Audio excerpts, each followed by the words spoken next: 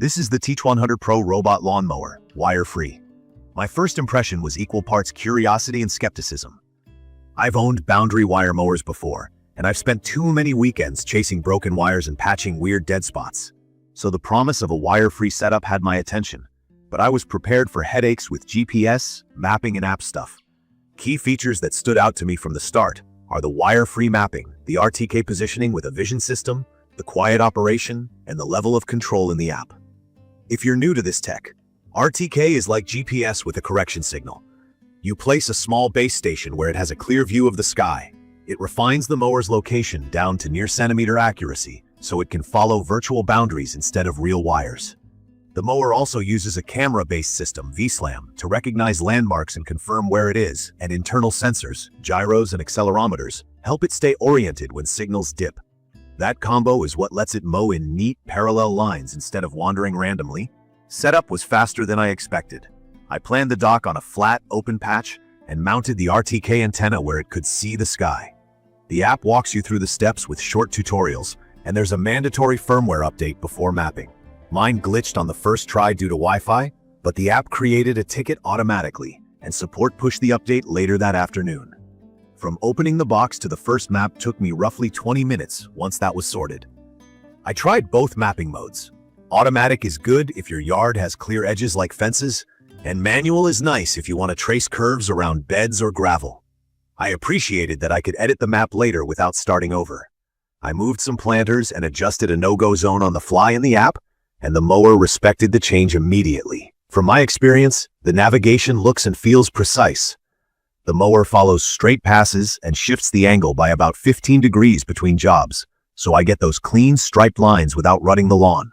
It's quiet, about 56 dBA, so I run it while I'm working from home, and the hum blends into the background. The cut quality is consistent, and the floating 3-blade disc evens out bumps better than I expected for such a light unit. The cutting width is about 8 inches, which is narrow compared to a push mower, but that's the trade-off for agility around landscaping.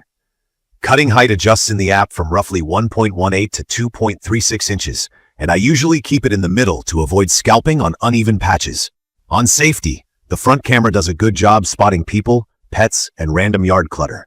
I tested it with toys and a hose left out, and it slowed, steered around, and kept going. The blade stops instantly when lifted or tilted. It also pauses at night to protect wildlife and returns to the dock.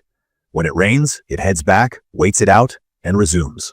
The mower is IPX6 rated, so rinsing off dirt is easy, and at 24 pounds it's light enough to move without wrestling. Power has been reliable. The battery is listed at 5 Wh, and I get around 100 minutes per charge on my grass and terrain.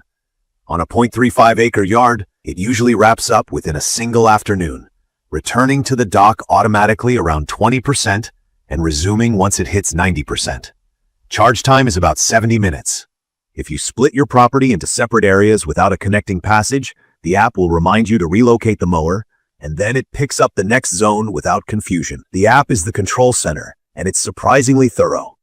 I set up multiple zones with different schedules and heights, marked no-go zones for flower beds, and even created a narrow passage between areas so it doesn't get lost. Real-time tracking on the map is handy when I'm inside and want to see where it's working. There's a bit of a learning curve because there's a lot you can tweak, but the layout makes sense after a day or two. In my opinion, the depth of control is a major reason to consider this over older systems. I can change mowing angles, tweak frequency, and adjust edges without touching the yard physically. Not everything was flawless. Under a dense tree canopy in one corner, I've seen brief RTK drops. The mower doesn't panic. It leans on the camera and internal sensors and reconnects faster than I expected. But it's something to consider if your yard is heavily wooded or surrounded by tall buildings. Edge cutting is good, not magical. The ride-on edge pass gets close, but I still grab a string trimmer along fences and my deck to get that clean, crisp edge. I also had a charging issue once after about 6 weeks. The display acted up and it wouldn't top off the battery.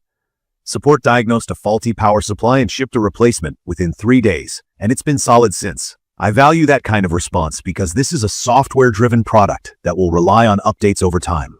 I've already had one firmware update that fixed a map-related quirk, and it shows the platform is evolving in a positive direction. It's perfect for small to mid-size lawns where you want a neat, consistent cut without babysitting.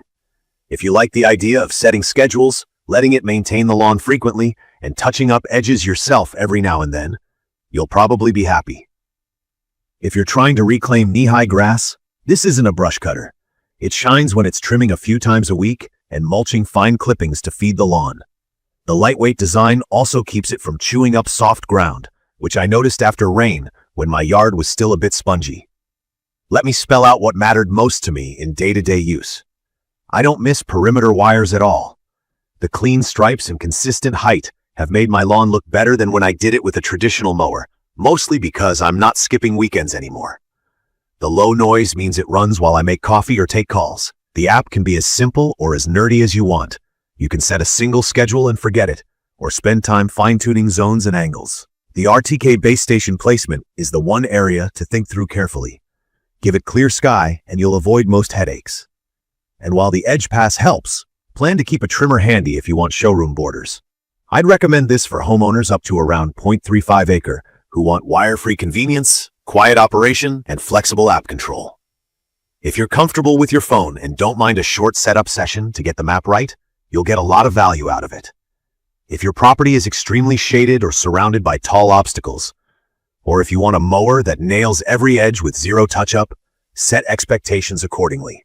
In conclusion, the T1200 Pro has earned a permanent spot in my routine. The combo of RTK guidance, camera vision, and smart sensors delivers the precision I hoped for, and the app control lets me tailor the cut without stepping into the yard. It's not perfect, but the strengths outweigh the quirks. From my experience, the wire-free approach, the quiet work, and the steady cut quality have been worth it. If you found this video helpful, subscribe for more real-world gear reviews and tips. Drop your questions or your own experience with robotic mowers in the comments. I read and reply. Thank you for watching.